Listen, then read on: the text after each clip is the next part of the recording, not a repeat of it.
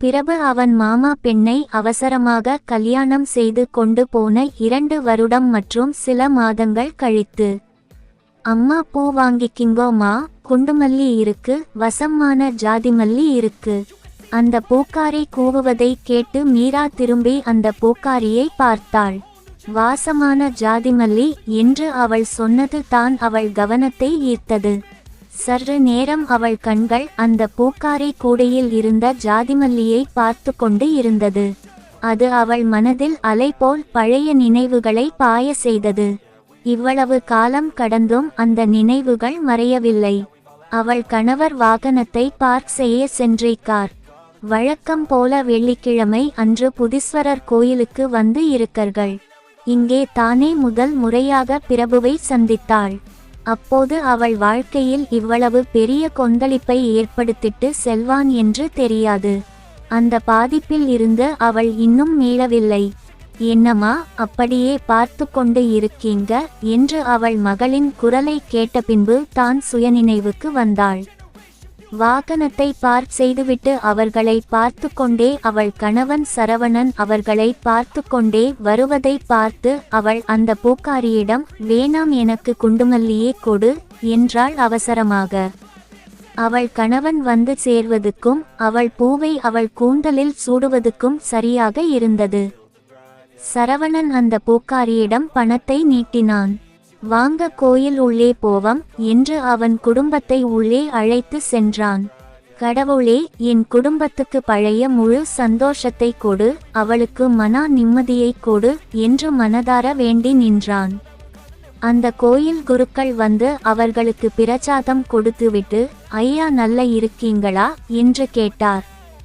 இருக்கேன் குருக்கால, எல்லாம் அவன் புண்ணியத்தில் என்றான் சரவணன். நீங்க தாவரம்மா ஒவ்வொரு வெள்ளிக்கிழமையும் கும்பத்தோடு வரீங்க, உங்கள் கடவுள் எந்த குறையும் வைக்க மாட்டான். நீங்கள் நினைத்தது போல எல்லாம் நடக்கும். நான் நினைத்த மாதிரியா எல்லாம் நடந்து இருக்கு என்று சரவணன் மனதில் நினைத்து கொண்டான். அவன் வழக்கம்போல் ஒரு தூணில் செய்தபடியே உட்கார்ந்து இருந்தான். இன்று கூட மீரா பூக்காரியின் குடையில் உள்ள ஜாதிமல்லியை தன்னை மறந்த நிலையில் பார்த்து கொண்டு இருந்தாள். அநேகமாக அது அவள் பிரபுவுடன் கேம் விளையாடிய இருந்த நாட்களை நினைவூட்டிருக்கும் என்று சரவணன் மனதில் நினைத்து கொண்டான். அதே காரணத்தால் தான் அவனுக்கு ஜாதிமுல்லை பூக்கள் பார்க்கும் போது மனதில் ஒரு வெறுப்பு உண்டாகும். நான் வருவதை பார்த்து அவள் உடனே குண்டுமல்லி பூ வாங்கி சூடிக்கொண்டாள். மீரா அவள் குழந்தைகளை கண்காணித்து இருந்தாள். ஆனாலும் அவள் கவனம் முழுதும் அவர்கள் மேலே இல்லாமல் ஏதோ யோசனையில் இருப்பது போல இருந்தது. அதை கவனித்த சரவணனுக்கு இது ஒன்றும் புதிதல்ல. அவள் மறைக்க எவ்வளவு முயற்சித்தாலும் அவளுக்கு பழைய நினைவுகள் அவ்வப்போது வந்து வாட்டுவதை அவன் கவனிக்க தவறவில்லை. நான் எப்படி பிரபு போன பிறகு எல்லாம் பழைய சந்தோஷமான நிலைக்கு மாறிவிடும் என்று தப்பு கணக்கு போட்டேன் என்று அவனுக்கு எப்போதும் வரும் கேள்வி மீண்டும் வந்தது. அப்போது நடந்த நிகழ்வுகள் அவர்கள் இருவரையும் பாதித்திருக்கு. அவனுக்கு அவன் இதயத்தில் ஒருவித காயமும் அவளுக்கு வேறுவிதமான காயமும் ஏற்படுத்தி இருக்கு. அதில் இருந்து விடுபட தெரியாமல் அவர்கள் இருவரும் தவித்து இருந்தார்கள். திருக்குறளில் சொல்லி இருக்கு, தீயினால் சுட்டபொன் உள்ளாரும் ஆறாதே நாவினால் சுட்டவடு. ஆனால் சரவணனுக்கு பொறுத்தவரை நாவினால் மட்டும் இல்லை, கண்களால் பார்த்த காட்சிகளும் எப்போது முழுமையாக ஆறது. அவனுக்கு அந்த நினைவுகள் முழுமையாக மறையவிட்டாலும் அதை மனதில் ஒரு மூலையில் புதைத்து வைக்க முடிந்தது. ஆனால் மீரா சில நேரத்தில் ஏதோ பறிகொடுத்தது போல இருக்கும் போது அந்த கசப்பான கொடிய நினைவுகள் மீண்டும் அவனை தாக்கும். அது மட்டும் இல்லாமல் அவளும் முழுதாக நிம்மதியாக இல்லாததைக் கண்டு அவன் மனமும் வேதனைப்பட்டது. இத்தனை வருட இல்லற வாழ்க்கையில் இல்லாத ஒரு தாக்கத்தை பிரபு இங்கே இருந்த குறுகிய நாட்களில் ஏற்படுத்தி விட்டான் என்பதிலும் ஒரு வேதனை இருந்தது. அவ்வளவு நெருங்கிய கேம் விளையாட்டுக்கு ஏற்பட்ட பிறகு அது உடனே மறைந்துவிடும் என்று எதிர்பார்ப்பது நியாயம் இல்லை என்று அவனுக்கு தெரியும். ஆனால் இப்போ சில வருடங்கள் கடந்து சென்றும் அது மறையவில்லை என்பது தான் அவனுக்கு துன்பத்தை தருகிறது. ஒரு வகையில் எப்போது பிரபு நினைவு மீராவுக்கு வந்து இருக்கு என்று சரவணன் யூகித்துக் கொள்வான். பிரபு நினைவு வரும் போது மீராவுக்கு சேர்ந்து குற்ற உணர்வும் வரும். அதன் காரணமாக அந்த குற்ற உணர்வை போக்க மற்றும் அதுக்கு ஈடாக அவள் சரவணனை வழக்கத்துக்கு மீறி அன்பாக கவனிப்பாள். இதில் எப்படி மகிழ்ச்சி அடைவது என்று சரவணன் நொந்து போவான். ஏனெனில் அது பிரபு நினைவு இன்னும் இருக்கு என்று காட்டுகிறது. அவள் பிரபுவை மறக்க ரொம்ப முயற்சி எடுக்கிறாள் என்று சரவணன் உணர்ந்தான். ஆனால் அவளுக்கு அது இன்னும் பெரும் சவாலாக இருந்தது. அதற்காக அவள் தன கவனிப்பில் சரவணனுக்கு அல்லது அவள் பிள்ளைகளுக்கு எந்த குறையும் வைத்ததில்லை. அவர்கள் எல்லா தேவைகளையும் அவள் நன்று கவனித்துக் கொள்கிறாள். ஆனாலும் சரவணுக்குள் ஒரு தாழ்வு மனப்பான்மை அவள் நிலை மெல்ல மெல்ல உருவாக்கியது. அவன் முன்பு போல இல்லாமல் அவளை தனிமையில் வாடா விடுவதில்லை.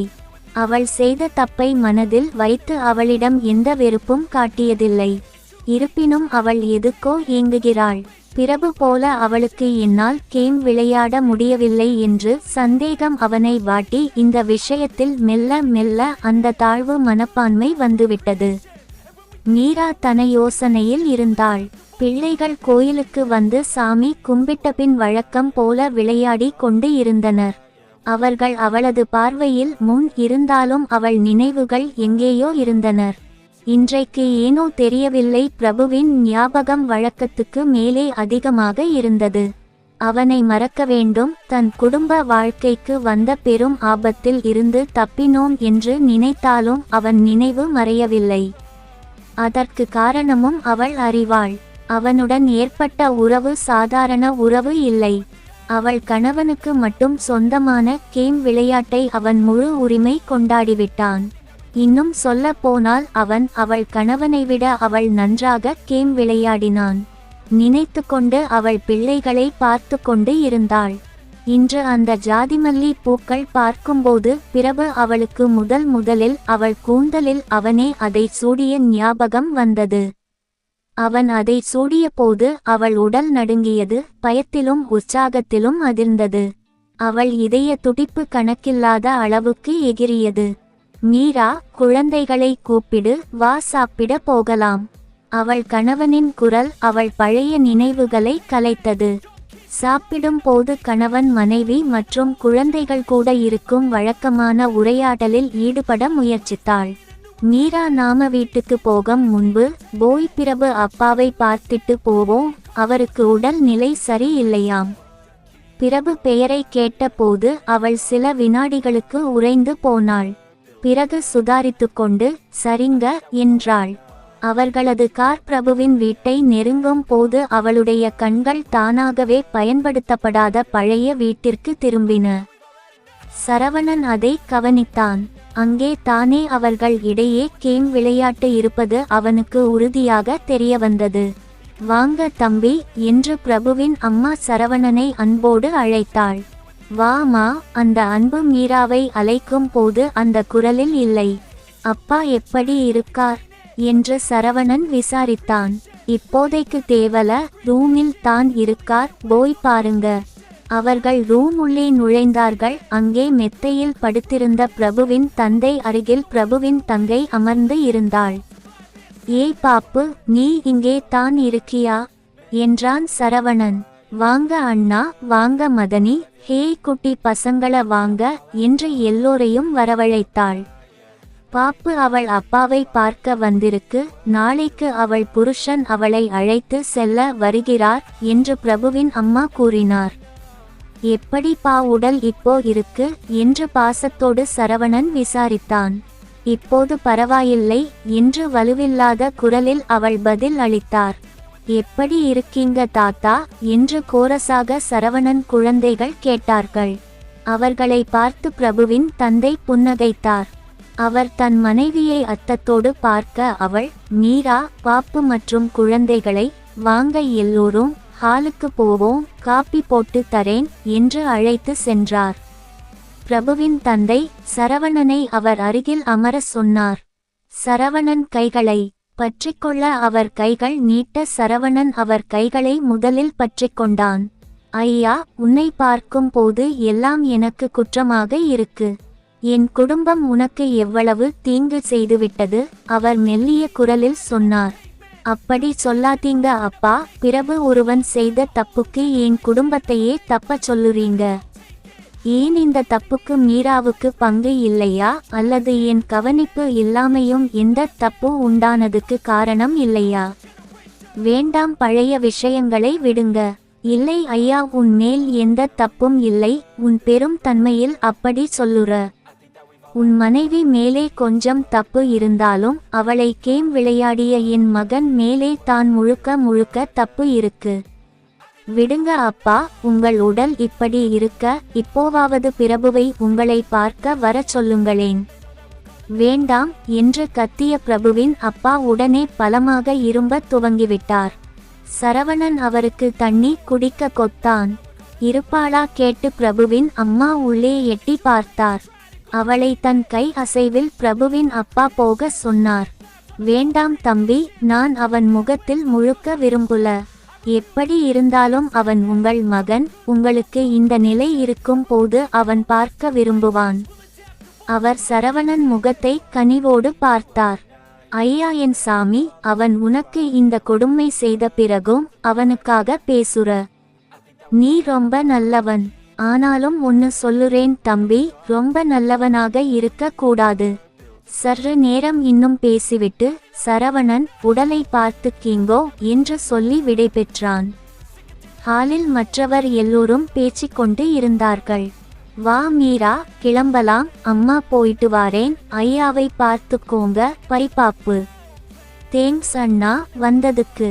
பிரபு அண்ணா தான் வரவே மாட்டேங்கிறாரு. சும்மா இருடி என்று பாபுவை அவள் தாய் அதட்டினாள். அவன் இப்போது இங்கே வரமாட்டான். ஒரே கண்ணால் மீராவை பார்த்து கொண்டு பிரபு பெயர் கேட்ட மீராவின் உடல் ஓரிரு வினாடிகள் இருக்கியது. அவர்கள் விடைபெற்று வீடு திரும்பினார்கள். அன்று இரவு மீரா தூக்கமின்றி புரண்டு புரண்டு படுப்பதை சரவணன் உணர்ந்தான். இன்று நான் ஏன் மிகவும் அமைதியற்றவளாக உணர்கிறேன் என்று மீரா தன்னைத்தானே கேள்வி எழுப்பினாள். அவள் இப்படியும் அப்படியும் திரும்பி திரும்பி படுப்பதால் அவள் அருகில் படுத்திருக்கும் தன் கணவனை எழுப்பிவிடக் கூடாது என்று கவனமாக இருந்தாள். பிரபு போன முதல் சில மாதங்களுக்கு அவன் நினைவு அவ்வளவா வரவில்லை. பிரச்சனையில் மட்டுமே முடிக்க கூடிய உறவு குடும்ப வாழ்க்கைக்கு பாதிப்பு இல்லாமல் முறிந்து போனதில் மன நிம்மதி அடைந்தாள். ஆனால் அவனை நினைவூட்டும் சூழ்நிலை அங்கே இருந்தது. ஏனெனில் அவர்கள் கேம் விளையாட்டு பெரும்பாலும் அவள் சொந்த வீட்டில் நடந்தது. அதனால் அவள் வீட்டில் எங்கெங்கு சென்றாலும் அவள் பார்க்கும் இடம் அவர்கள் அங்கே மறுபடியும் மறுபடியும் ஞாபகப்படுத்தியது. அதனாலேயே பிரபுவின் நினைவு மறையாமல் மெல்ல மெல்ல அவள் ஞாபகத்துக்கு வந்தது. அதன் விளைவு ஏக்கங்கள் மெல்ல மெல்ல அதிகரித்து கொண்டு போனது. அவளுக்கு அவளுடைய அடைக்கலம் அவளுடைய சமையலறை. ஆனால் அங்கேயும் அவளுக்கு அவள் நினைவில் இருந்து நிம்மதி கிடைக்கவில்லை. அவள் சமைத்து முடிக்கும் முன்பே வந்துவிடுவான். அவளை சமைக்க விடாமல் அவன் செய்யும் கேம் விளையாட்டு பொறுக்க முடியாமல் அவனை திட்டினாலும் அவள் அவன் செய்யும் சேட்டைகளை ரசிப்பாள். இப்படி விளையாட்டுகள் அவள் கணவனுடன் இல்லை. அவள் புதிதாக கல்யாணம் செய்த போது அவர்கள் இன்னும் வறுமையில் இருந்தார்கள். சிறிய இல்லம், வருமானம் சிரமப்பட்டு சம்பாதிக்க வேண்டிய நேரம். மேலும் அவள் கணவனின் தாய் அவர்களுடன் உயிரோடு இருந்த நேரம். காதல் சேட்டைகளுக்கு வாய்ப்பும் நேரமும் இல்லாத காலம். வசதி வரும்போது காலம் போய்விட்டது. இல்லற வாழ்க்கையில் விடுபட்ட காதல் மகிழ்ச்சிகள் பிரபுவிடம் இருந்து கிடைத்தது. அவளுள் புதைந்திருந்த கேமை அவன் எழுப்பி அவள் சமைக்கும் போது உதவி செய்கிறது போல கேம் விளையாடுவான். மீதி அடுத்த பாகத்தில் தொடரும்.